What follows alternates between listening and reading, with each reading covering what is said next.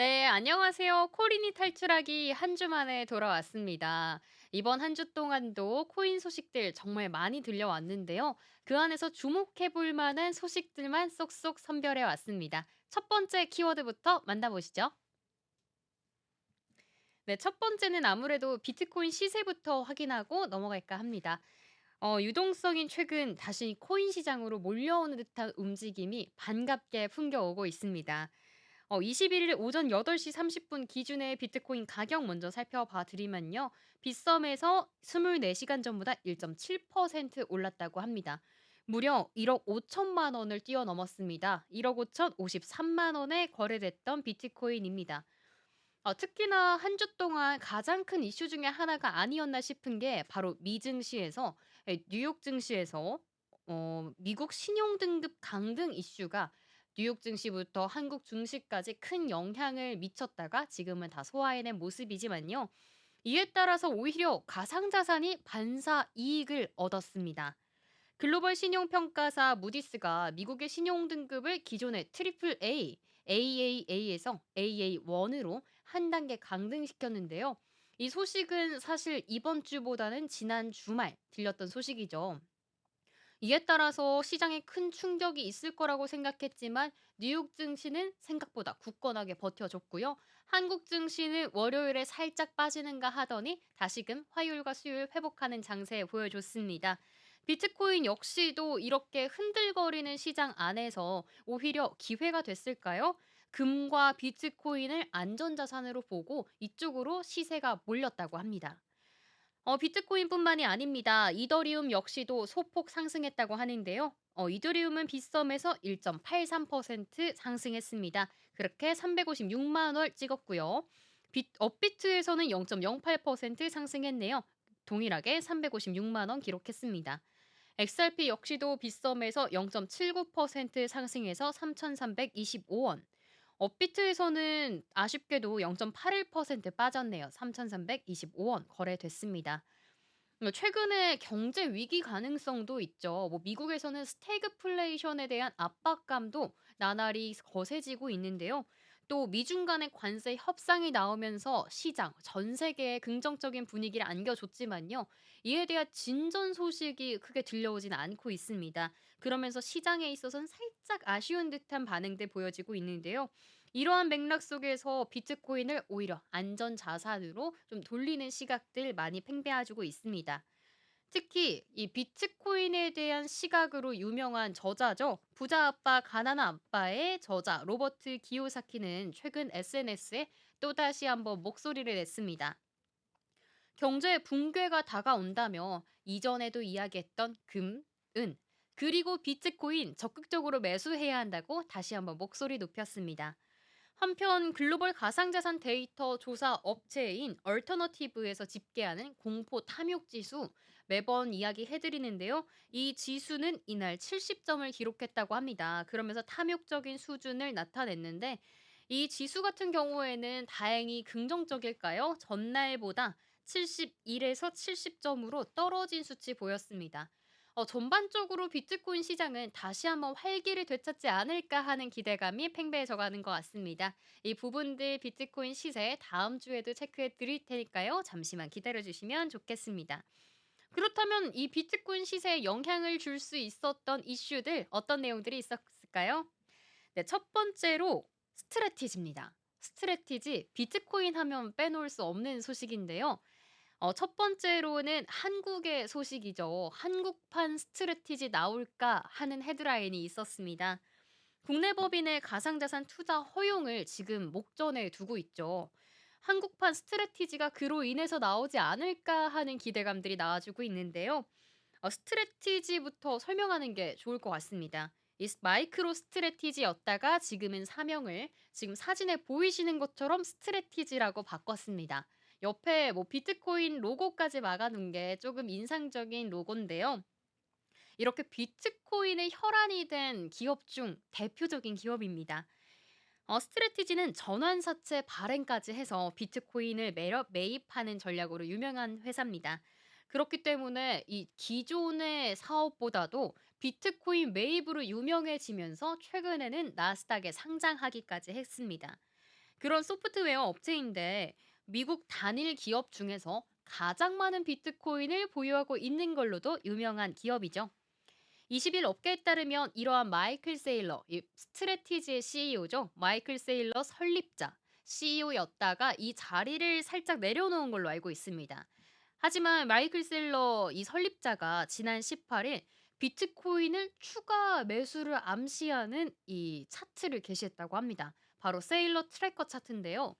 그간 세일러는 해당 차트를 게시한 후에 비트코인을 매입하는 패턴을 보였습니다.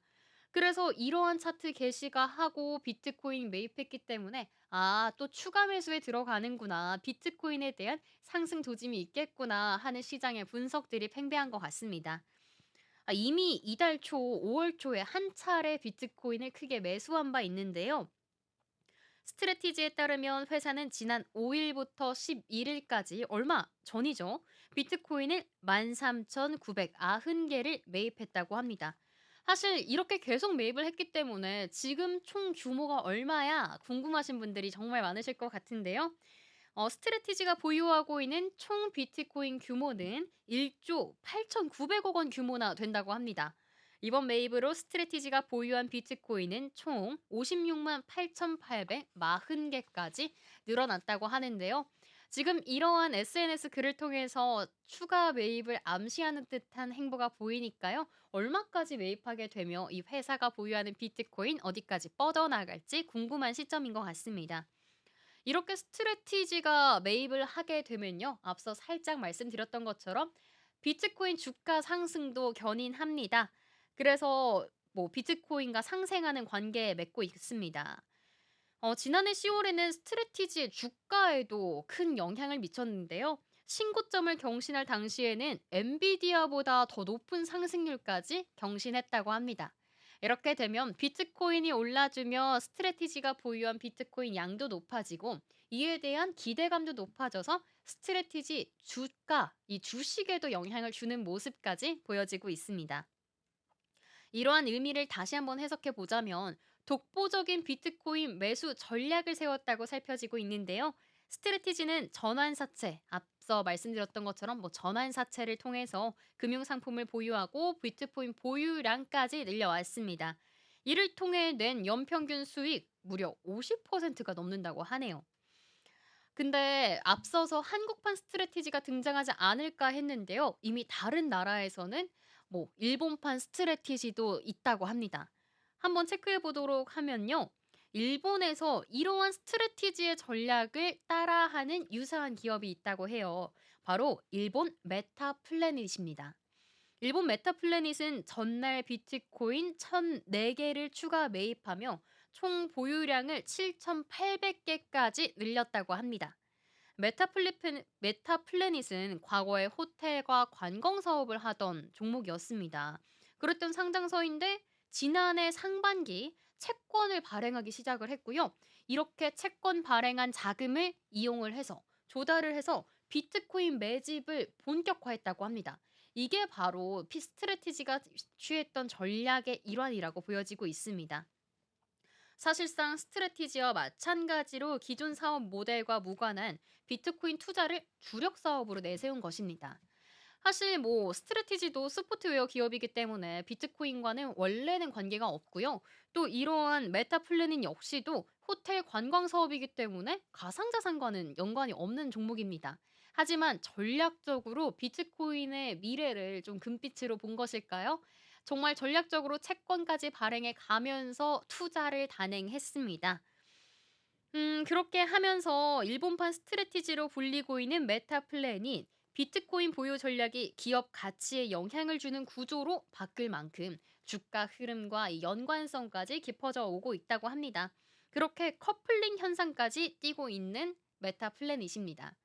비트코인이 올라주면 오를 수 있는 이 주식들도 정말 많죠. 뭐 가상자산을 발행한 회사라던가 이 거래소와 연관된 회사들이라던가. 하지만 이런 스트래티지와 같은 종목들은 직접 비트코인을 많이 매수했기 때문에 비트코인이 오르면 주가에 대한 기대감까지 한층 더 높아지는 종목들 체크해 가시면 좋을 것 같습니다.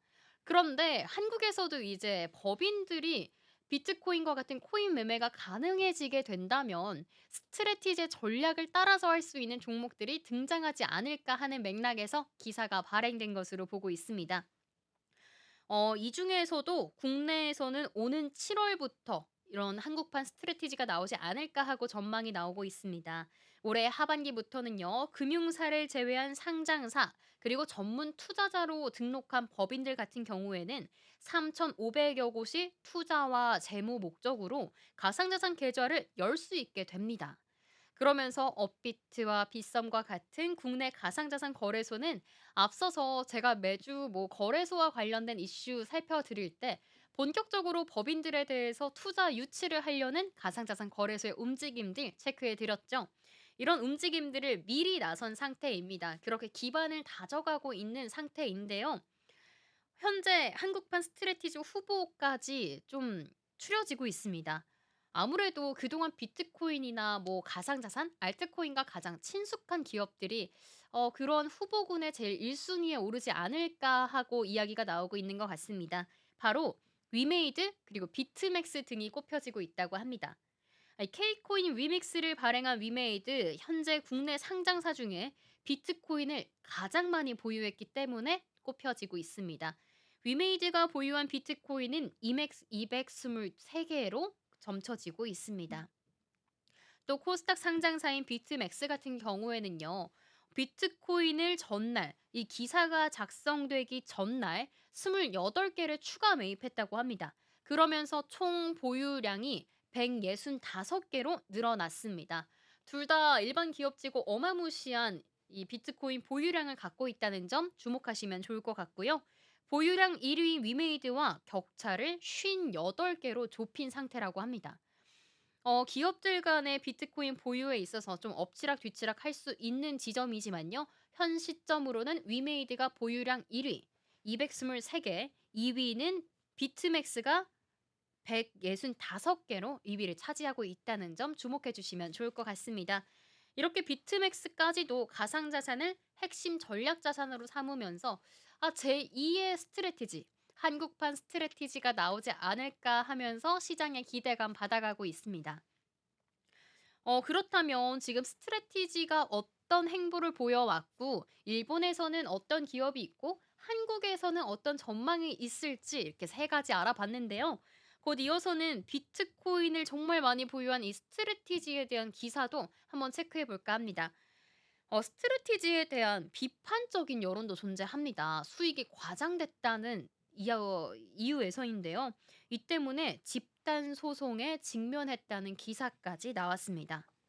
현지 시간 19일 더블록에 따르면요. 스트래티지 투자자들은 미국 버지니아주 동부지방법원의 마이클 세일러 스트래티지 설립자를 상대로 집단 소송을 단행했습니다. 원고는 스트래티지가 비트코인 투자 예상 수익을 과대 포장해서 손실을 봤다고 주장하고 있는데요. 원고 같은 경우에는 스트래티지와 경영진이 비트코인 투자로 인해 손실 규모를 제대로 공개하지 않았다고 하면서 비판, 이 소송에 나선 것으로 알려지고 있는 것입니다. 스트래티지의 현재 CEO 폭래 최고 경영자와 그리고 CFO 앤디 류캉 최고 재무 책임자도 소송 대상에 포함이 됐다고 합니다. 이 점들을 좀 주목하시면 좋을 것 같아서 이슈로 가지고 왔습니다. 뭐 이 소송에 관련해서는 어떤 결과가 나올지 모르지만요. 음 스트래티지에 대해서 마냥 긍정적인 시각만 있는 건 아니라는 점까지 뭐 주목해 주시면 좋을 것 같습니다. 이어서 다음 이슈는 JP 모건의 다이먼입니다. 비트코인을 별로 안 좋아하는 인물로 유명했던 분인데요. 비트코인과 관련된 거래를 허용한다고 입장을 바꿨습니다. 오히려 이렇게 사야 되는 권리를 옹호한다는 입장으로 밝혔는데 자세히 어떤 내용인지 하나씩 만나볼게요. 자산 기준 미국 최대 은행이죠. 이 JP 모건 체이스의 제이미 다이먼 최고 경영자 CEO가 앞으로 고객들의 비트코인 관련 투자를 막지 않겠다고 밝혔습니다. 앞서서는 비트코인을 비롯한 이 가상자산에 부정적인 태도를 보여왔던 다이먼인데요. 여전히 뭐 긍정적인 입장까지는 아니라고 합니다. 하지만 고객들이 비트코인을 구매하는 데 있어서는 그들의 권리이기 때문에 이 권리는 옹호한다고 바꿨습니다. 이전에는 강경하게 반대를 했던 것과 비해서는 그래도 많이 유해진 입장이라고 보시면 될 것 같습니다. 미국 경제 매체 CNBC에 따르면요, 다이먼은 19일 미국 뉴욕에서 JP 모건이 주최한 이 연례 투자자 행사에 참석을 했고요. 고객이 JP 모건 은행 계좌로 통해서 이 부분이 중요할 것 같습니다. JP 모건 은행 계좌를 통해서 비트코인 관련 자산을 구매하는 것을 허용한다고 살짝 공표를 한 것이죠. 다이먼은 우리는 당신이 살 수 있도록 허용할 것이다. 나는 흡연을 권장하지 않지만 당신은 담배를 피울 권리를 옹호한다고 이야기했습니다. 이렇게 담배와 비유적인 표현을 한 건데요. 물론 흡연이 좋지 않은 거는 알지만 너가 하는 걸 막을 수 없어. 이런 맥락에서 비트코인에 대해서 내가 아직까지 완전 좋아. 이런 입장은 아니지만 고객님이 하시는 걸 막을 수는 없어요. 이런 입장을 내세운 걸로 보고 있습니다. 이어서 나는 당신이 비트코인을 살 권리 옹호한다고 덧붙이기도 했네요. 그렇다면 이 JP 모건의 사령탑에 대해서 조금 더 알아볼까요? 2006년부터 사령탑을 맡아 20년 가까이 재임 중인데요. 월가의 황제로까지 불리는 인물입니다. 이는 대표적인 가상자산 회의론자라고 합니다. 2021년 가상자산 시세 상승기에 비트코인이 가치 없다고 밝힌 적도 있고요. 또 2023년 상원 청문회에서는요. 비트코인을 비롯한 가상자산에 항상 반대한다고 했습니다. 이 말들을 보면 비트코인만 반대하는 건 아닌 것 같습니다. 알트코인까지 가상자산 업계 전반에 아직까지 신뢰도가 없다는 입장을 누누이 내비쳐 왔던 인물입니다. 하지만 다이먼은 청문회 때 가상자산에 대해 범죄, 마약 밀수, 돈 세탁, 세금 회피에만 쓰는 것이라며 내가 정부라면 금지했을 것이라며 강경한 입장을 내비쳤습니다. 또 지난해 세계 경제 포럼에서도요, 비트코인 아무 기능 없다고 강조하기도 했네요. 하지만 트럼프 정부가 출범을 해서일까요? 아니면 정말 세계 경제 위기가 다가오면서 비트코인을 안전자산으로 살짝이나마 보신 걸까요? 또 대형 은행들이 워낙 요즘에 가상자산에 대해서 우호적인 입장을 취하고 있기 때문일까요? 비트코인에 대한 입장을 바꾼 첫 번째 언급이기 때문에 조금 더 회자가 되는 것 같습니다. 이 부분 JP 모건과 관련해서 한번 입장 만나봤습니다. 이렇게 해외 이슈들 만나봤는데요. 이제는 국내 이슈까지 만나봐야겠죠. 대선이 2주도 안 남았습니다. 그러면서 TV에서 대선 토론도 있고요. 정책 관련된 이야기도 있고요. 관련된 이야기들 많이 나오고 있습니다. 특히나 지난 주말에는 경제를 주제로 4명의 대선 후보가 토론을 이어갔습니다. 시장의 주목 많이 받는데요. 여기서 스테이블 코인에 대한 논의가 더 많이 나올까 싶었는데 단 2분 정도밖에 나오지 않았다고 합니다. 하지만 이곳에서 나온 이야기들 어떤 이야기가 나왔는지 하나씩 체크해 보겠습니다. 아무래도 대선의 뜨거운 감자죠. 이 스테이블 코인에 대해서는 실현 가능할까에 대한 논의들이 많이 나온 것 같습니다. 이 대선 주자들끼리 이야기를 하고 이에 대한 시청자분들 그리고 대권 유권자들 분께서 스테이블 코인 실제로 가능한가 살짝은 비판적인 여론으로도 지켜본 것 같습니다. 먼저 이 스테이블 코인을 보는 두 가지 시각이 있습니다. 국부 유출을 막아야 된다 또는 시장 들썩이는 효과밖에 없다. 두 가지 의견으로 나눠지고 있는데요. 한번 살펴보시죠. 이때 토론에서 이준석 개혁신당 후보 같은 경우에는요. 이재명 더불어민주당 후보의 원화 스테이블 코인 시장 공약에 대해 동작 가능한지 물을 수밖에 없다고 질문을 했습니다. 그러면서 원화 스테이블 코인 안에 들어갈 수 있는 담보는 무엇인지 또 시장 리스크는 어떻게 감당할 것인지 물어봤다고 합니다. 스테이블 코인에 대해서 다시 한번 짚어드리자면요. 달러와 금과 같은 특정 자산과 일대일로 연동이 되는 가치가 고정되는 가상자산입니다. 일반적인 가상자산과 비교해서 변동성이 낮기 때문에 안정적인 거래가 가능하다고 하고요. 또 결제 등까지 도모할 수 있어 새로운 지급 결제 수단으로까지 꼽혀지고 있습니다. 최근에는 이재명 후보가 경제 유튜버들과의 대담에서 원화 기반인 스테이블 코인에 대한 필요성 강조한 바 있기 때문에 이러한 질문을 하지 않았나 생각이 듭니다. 원화 기반 스테이블 코인 시장을 조성을 해서 국부 유출을 막아야 한다는 입장이고요. 이에 더해서 이준석 후보 같은 경우에는 미국의 스테이블 코인은 USDC와 USDT가 있는데 USDC의 경우 주체가 계좌 동결을 할 수 있어 훨씬 관리가 엄격하고 민주당이 추진하고 있는 스테이블 코인은 자금의 불법적 유통을 막기 위해 어떤 장치를 할 수 있는가 궁금하다고 이야기했습니다. 이에 대해서 시장을 들썩이고 있는데 어떤 방침이 있는지 구체적으로 논의가 나온 것으로 보여지고 있습니다. 이와 관련된 논의들은 사실 시간 관계상 대선 후보들의 토론에서 구체적으로 나오지 않은 건지 싶은데요. 이 부분은 스테이블 코인 관련해서는 여러 가지 정책들이 나와주고 있는 만큼 시장의 관심도 더 받아가면서 이야기들까지 체크해 보시는 게 중요할 것 같습니다. 참고로 여기서 이야기 나온 USDT 스테이블 코인 테더죠. 그리고 USDC 스테이블 코인 서클입니다. 이 작동 원리를 살짝 이야기해 드리자면요. 테더와 서클은 1코인당 1달러에 연동된다고 합니다. 이들은 증거금으로 미국 국채를 매입해서 보유하고 있다고 하고요. 일본은 지난 2023년 자금 결제법을 개정해서 스테이블 코인의 법적 기반까지 마련했다고 합니다. 이 부분에 대해서는 제가 드리는 말씀이라기보다는 스테이블 코인 관련해서는 구체적인 이야기, 기사가 나와야 또 논의가 될 것 같습니다. 또 시장 구축의 목소리는 사실 스테이블 코인에 있어서 크긴 합니다. 하지만 규제 권한에 대한 주도권 싸움 가능성도 펼쳐지고 있다고 합니다. 전문가들 같은 경우에는 한국에 있어서 스테이블 코인 시장이 향후에도 규모가 커질 수 있다고 보고 있고요. 국내에서도 제도 마련이 돼야 된다는 목소리가 존재하고 있습니다. 기존 가상자산과 명확히 구별을 해서 별도의 법적이고 제도적인 틀로 규율을 하게 된다면요. 시장은 충분히 작동할 수 있다는 목소리 존재하고요. 또 다른 목소리를 주목해 보자면요. 원화 스테이블 코인의 인가권을 두고 아직 주체가 명확하지 않기 때문에 이에 대한 논의가 더 필요하다는 전문가들의 분석이 있습니다. 한국은행은 중앙은행이 스테이블 코인 인가 단계에 실질적으로 개입해야 된다는 입장입니다.